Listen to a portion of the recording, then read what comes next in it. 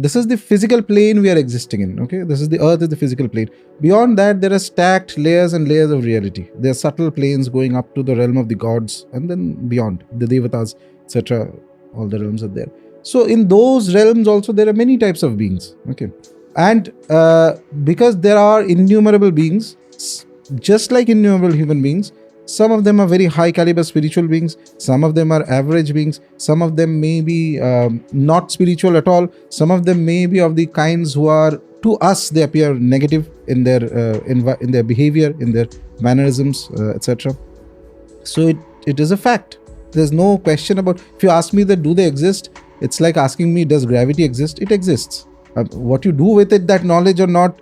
And the other thing is that I believe that denial is also not a good idea, that okay, I don't believe in it. No, in fact, I remember once during a conversation with a friend, I was telling that it's far easier to experience one of these entities than to experience a deity.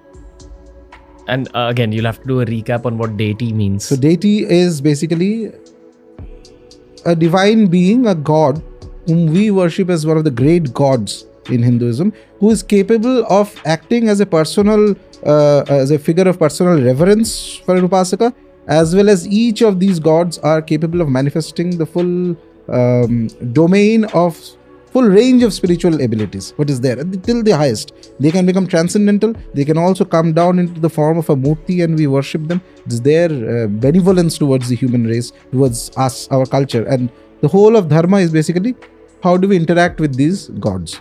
Okay, so that's what. Hinduism describes the being as having three parts: a sthula sharir, a sukshma sharir, and a karan sharir. So that's basically your physical body, your astral body, and your causal body. Yes. What we know of each other and of regular life is that we see each other's physical bodies.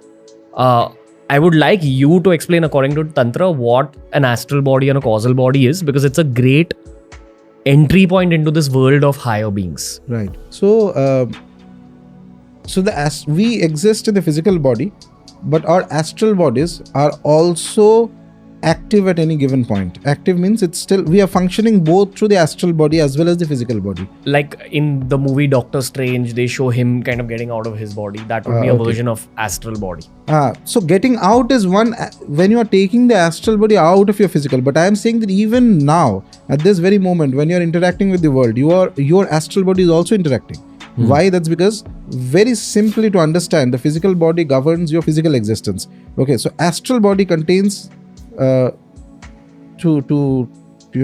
bring it down to the basic ideas. So your emotional life, what you are, okay, you're emotionally, you feel happy, you feel sad, somebody you like, you dislike, all that processing is done in your astral body. It's your physical body does not do that. I also once read that the astral body is responsible for illness as well. If something's going wrong in the astral body, then it manifests as illness in the physical body. Yes, and so illness can manifest in physical also and astral also, but yes, astral also, definitely. So very often, in fact, illnesses, there is some manifestation in the astral. First it will come and then it will come to the physical.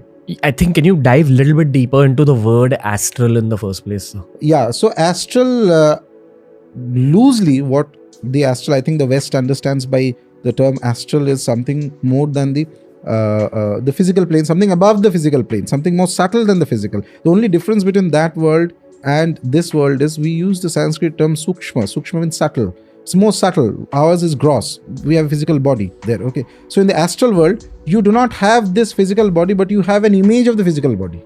Like the image would look just like our faces. Almost. Same.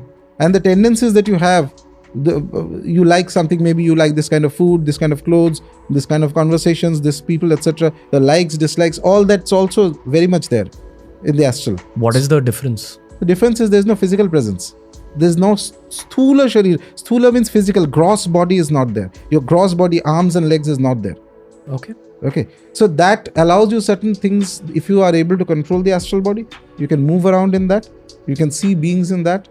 But yeah, all types of entities are there. Good, bad, everything is there. And it's large part of the various, what we call, in all religions for that matter, beings, whether there are slightly higher beings or slightly lower beings, etc. So all things that are there in the astral plane. I think in Islam there's jinns, and in Christianity There is aspects of Satan like demons. So yeah, demons and all things like that, those are there.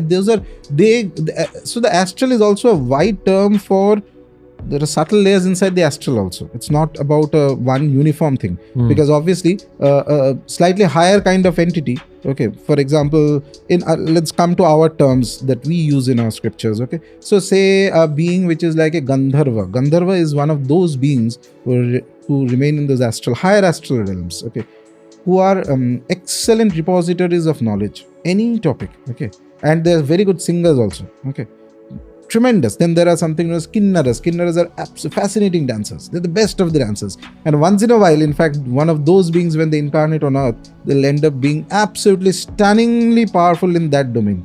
They'll be. We'll come back to this. Because these are other topics. So yeah, I still just want to dive a little bit deeper into this constitution of the body. So these constitution of the body. So basically, there is the Sthula Sharira, which is this. Integrated with it, it's not, for most people it's integrated, is your emotional body. Look at it that way. Emotional body is your portal to the astral world, okay. Whatever emotions you feel, good, bad, etc., how you develop that. A lot of upasana, sadhana, when you're doing worship of a deity, you're trying to develop the emotional body, okay, so that it becomes more steady. It has the capacity to take the energy of the deity. So this is what the astral realm is, and astral realm contains in the outside world higher beings and lower beings also, what we call bhoot, pret, pishach, things like that, negative entities and all that. They also inhabit the astral worlds, okay, these things. In a way, in very, if I kind of dumb things down into a statement, the whole idea of heaven and hell, naraka and swarga that we have, is all in the astral domain. Everything, the higher realms of astral or lower realms of astral. And it's just like the world, there are, as I said, 7 billion, 6 billion people are there. So innumerable entities are there of all kinds. Some benevolent, some malevolent, some indifferent to you, just like that. It's just like the world. Okay. And you follow the same cautions. If you go out on the road, you follow the cautions of when you meet an ordinary person or an average outsider. Same cautions you will have to follow, perhaps more than that, if you were to traverse into these zones. Like possibly going out at night is more dangerous than going out in the day. Those times. So there are certain zones you would be careful of entering. And secondly, there are many things involved actually on this. So, but this is a domain you will have to pass through. You cannot bypass the astral, by the way. So, when you're trying to make a spiritual progress, what you're doing is your own energy, innate energy.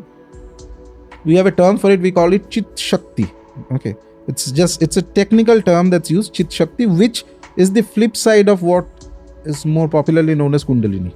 Okay, so basically, when your kundalini is awakened through some practice, it is trying to pass to the realms. It's basically passing from the material realm, which is the gross world, into the astral realms. One after the other, it's going to cross.